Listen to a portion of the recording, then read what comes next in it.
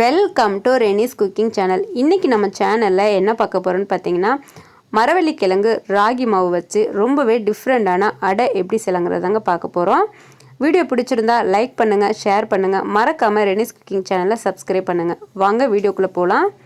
இதுக்காக நான் இன்றைக்கி 2 மீடியம் சைஸ் மரவள்ளிக்கிழங்கை இந்த மாதிரி தோலை சீவிட்டு நல்லா வாஷ் பண்ணி எடுத்து வச்சுருக்கேன்.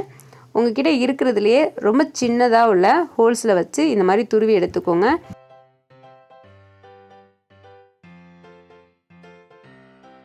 கேரட் துருவுறதில் வச்சு துருவி எடுத்துக்கோங்க. ஏன்னா நம்ம இதை வந்து மிக்சியில் சேர்த்து அரைக்க போகிறதில்ல, அதனால் இருக்கிறதுல சின்னதில் வச்சு துருவி எடுத்துக்கலாம்.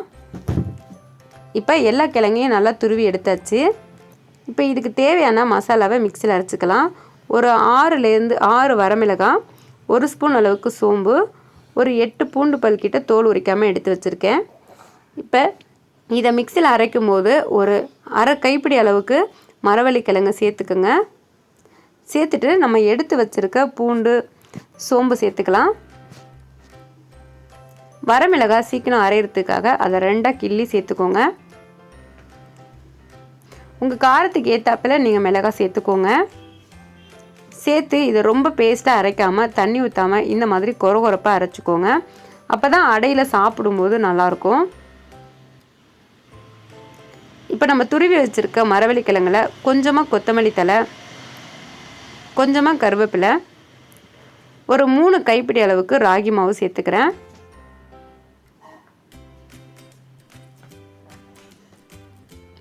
ஒரே ஒரு ஸ்பூன் மட்டும் அரிசி மாவு சேர்த்துக்கிறேன். அரிசி மாவு சேர்க்குறதுனால அடை ரொம்ப கிறிஸ்பியாக இருக்கும். ஒரே ஒரு மீடியம் சைஸ் வெங்காயத்தை நல்லா பொடியாக கட் பண்ணி வச்சுருக்கேன், அதையும் சேர்த்துக்கலாம். இப்போ நம்ம அரைச்சி வச்சுருக்க அந்த பேஸ்ட்டையும் சேர்த்துக்கலாம். சேர்த்துட்டு தண்ணி ஊற்றாமல் நல்லா மிக்ஸ் பண்ணி விடுங்க. இப்போ இதுக்கு தேவையான அளவுக்கு உப்பு சேர்த்துக்கோங்க. உப்பு சேர்த்துட்டு ஃபஸ்ட்டு எல்லாத்தையும் நல்லா மிக்ஸ் பண்ணி விட்டுக்கலாம். இப்போ இந்த அளவுக்கு நல்லா மிக்ஸ் பண்ணதுக்கப்புறம் கொஞ்சம் கொஞ்சமாக தண்ணி தெளிச்சிட்டு அடை மாவு பக்குவத்துக்கு நல்லா பிசைஞ்சு விட்டுக்கோங்க.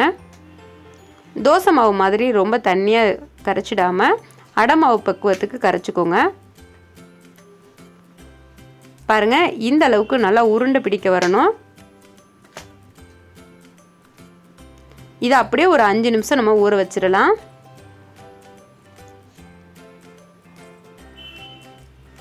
மாவில் உப்பு காரம் செக் பண்ணிக்கோங்க. தேவைப்பட்டால் வேணும் தனி மிளகாத்தூள் கொஞ்சமாக சேர்த்துக்கோங்க. இப்போ நம்ம அடை செய்ய ஆரம்பிச்சிடலாம். ஒரு பாத்திரத்தில் கொஞ்சமாக தண்ணி எடுத்து வச்சுக்கோங்க. ஒரு தோசைக்கல் வச்சுக்கோங்க. தோசைக்கல் நல்லா சூடானதுக்கப்புறம் நமக்கு அடை எந்த அளவுக்கு வேணுமோ அந்த அளவுக்கு நல்லா உருண்டையாக பிடிச்சி எடுத்து வச்சுக்கோங்க. இப்போ இதை நம்ம தட்ட ஆரம்பிச்சிடலாம். கொஞ்சமாக கையில் தண்ணி தடவிக்கிட்டு தட்டுங்க. ரொம்ப மொத்தமாகவும் தட்டாமல் ரொம்ப தின்னாகவும் தட்டாமல் மீடியம் சைஸில் தட்டி எடுத்துக்கோங்க.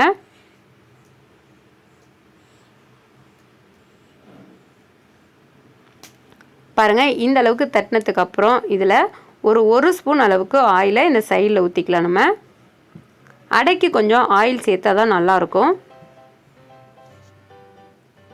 அடுப்பை லோ ஃப்ளேம்லேயே வச்சு குக் பண்ணுங்கள். பாருங்கள், ஒரு பக்கம் நல்லா வெந்துருச்சு.